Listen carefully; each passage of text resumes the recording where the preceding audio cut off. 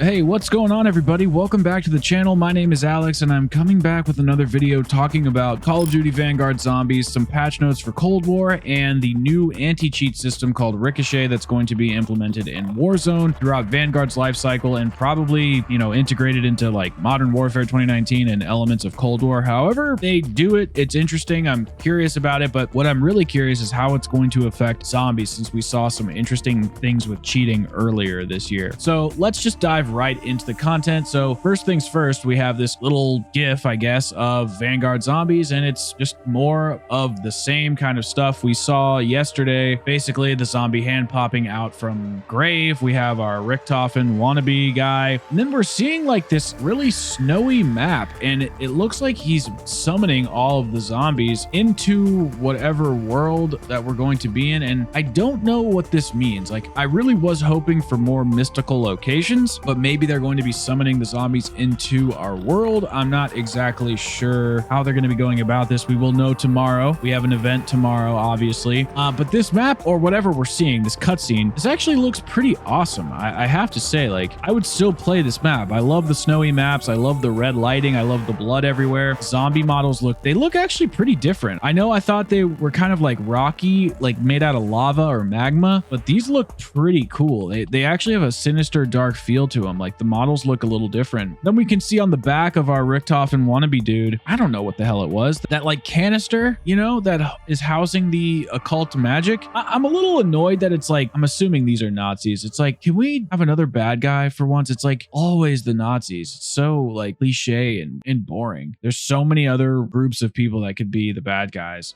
like in Cold War. Like, what are we, the bad guys? I don't know. It doesn't really matter. So then he's summoning in that big bad guy, and November 5th, we see zombies for Vanguard. So that does confirm it, that we are getting zombies on November 5th. What that means, we don't know. The rumor is that we're getting some sort of, I don't even know, it's some sort of hybrid between Onslaught, Outbreak, and round-based. I don't know what that means. Onslaught is that kind of hybrid. It has everything but objectives in it. So maybe we'll have just like an Onslaught with objectives in it. I really don't know what it's going to be. So let's move on to the patch notes for Season 6. As you can see here, we've added new gameplay improvements and fixes to multiplayer and zombies this week, including a fix for the grav attachment unlock levels, full details for the latest wonder weapon upgrades and zombies, Forsaken updates, and more. In the store, Fuse has arrived as our latest playable Warsaw Pact operator, introduced to the world in the Season 6 cinematic. Players can also unlock legacy prestige icons for Prestige 13 to 15 from Black Ops in the Prestige shop, as well as Prestige 13 to 14 and Grandmaster prestige icons from COD Advanced Warfare. Why the hell would anybody want anything from Advanced Warfare? If you've been looking to complete your collection, now's the time. So here's the interesting stuff, in my opinion. Tune in tomorrow for Vanguard Zombies. In tomorrow's update, we're bringing America 24/7 and Gunfight Globoko to this week's featured playlist. And of course, the worldwide reveal of COD Vanguard Zombies kicks off at 8 a.m. Pacific Standard Time. That's so early. Like, I have to get up at like the crack of dawn to start getting ready for this premiere. Set a reminder for the premiere of tomorrow's Zombies reveal trailer. And then here's the kicker, guys, and get ready for the full behind the scenes reveal trailer late in the day. We can't wait to share what the team's been working on for this new chapter of the Dark Ether story. Until then, here's what's new since our October 7th update. Talk about that global prestige shop update, the grav, where there was issues related to attachment unlock levels. Now, I had that in zombies as well, where the attachments were all over the place. They were not unlocking in order, or they were just out of order when they were getting unlocked, if that makes any sense, inside of the menus. Now, for zombies, the main quest, crystals will now respawn during the escort section of the main quest to prevent a possible progression break. I don't understand what that means. I've had enough crystals to get through it every time. I think I've even had like more than enough, so I don't really understand what this is entailing. Gameplay addressed a rare issue that could cause the dragon to freeze during Der Horizon Drac pinball mini game. Okay, never happened to me. I don't really do that very often, but I guess that's good. Enabled Forsaken and local play. Yeah, that's good. It's good in case your internet's down. Now, the wonder weapons. We're talking about the DIE, the base versions. The DIE now receives a percentage of its maximum ammo capacity when an enemy is absorbed as opposed to a fixed amount. This makes higher ammo capacity versions more viable, such as in the DIE Electric Bolt. Now, I talked about this inside of my Electric Bolt DIE video where I said there was a secret ability, and I talked about all the different abilities that we have seen with the Pack-a-Punch version. This was one of them, and I really think this is a great feature. The DIE melee damage increased from 145 to 160. Okay, that's helpful. Not for high rounds, but that is helpful. The DIE Electro Bolt increases movement speed while firing from 75 to 100% of base. Yes, it sure does. The DIE Electro Bolt now consumes more ammo for level 2 and level 3 energy beams, increases the longer the trigger is held. Pack-a-Punch version, the DEAD or the Dead, vacuums up to 3 enemies at a time at slightly increased damage as percentage of the enemy's max health. Now, when I was playing this initially, I knew that something was up. Like, I could tell that the vacuum was doing more damage, but it didn't feel like it was substantial, like it was increasing with every Pack-a-Punch level. But it's good to know that it's just 3 enemies at a time. That makes a lot more sense. The Dead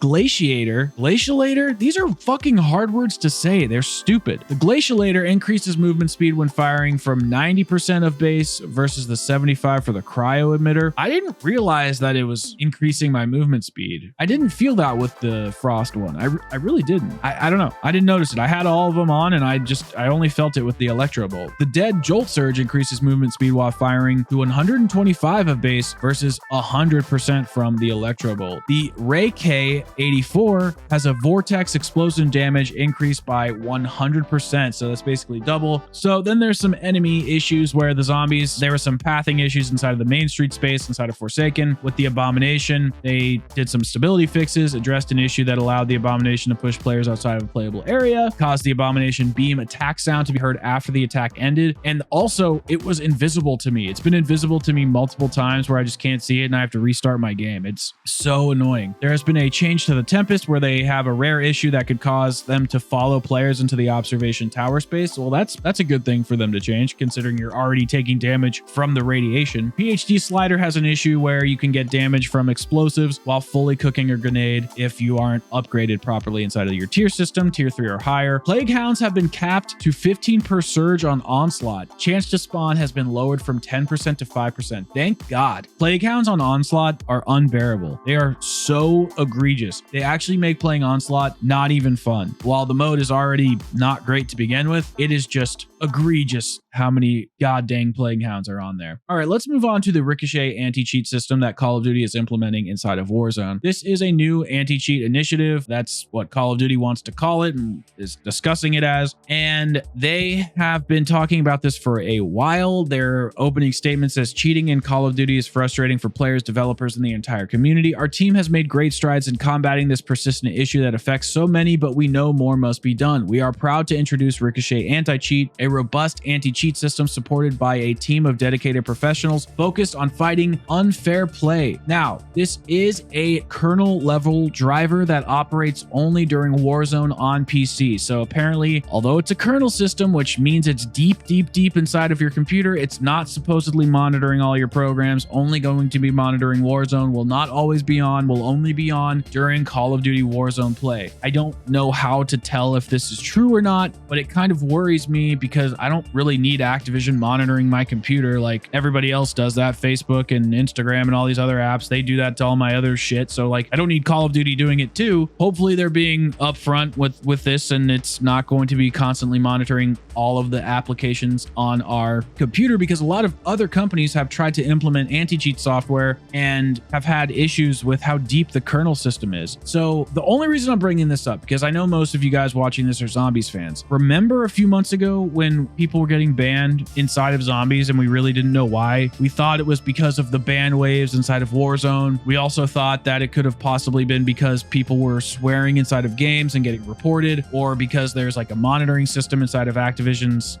voice chat feature that people were getting banned for having swear words inside of their clan tag and all this different crap. Well, what if this is going to ban Zombies players for, I don't know, glitching outside of the map or whatever? Like, there's so many little things that happen inside of Zombies where people like to exploit things and farm XP and do wonder weapon tricks and speed around the map and just do weird shit with the field upgrades, whatever. And I'm worried that this new Ricochet anti-cheat system is going to span deeper into the multiplayer side of Vanguard and inside of the Zombies mode, and just is going to fuck fuck us over. I just can't see why this is necessary for anything that's not multiplayer. So I hope that they are upfront with this driver and that it's not always on, and that this kernel system is not super deep into our computer and it's only activated during Warzone, which is its own app. If you go to the Blizzard application, you can see that it is its own thing. So this should be no big deal, but I just wanted to put it out there because this starts to bleed over into the zombies mode and people are getting banned again like this happened, I don't know, 3 or 4 months ago. I'm going to be upset because one of the reasons I don't think I got banned is because I have 2 copies. Well, I have 3 copies of Cold War, unfortunately.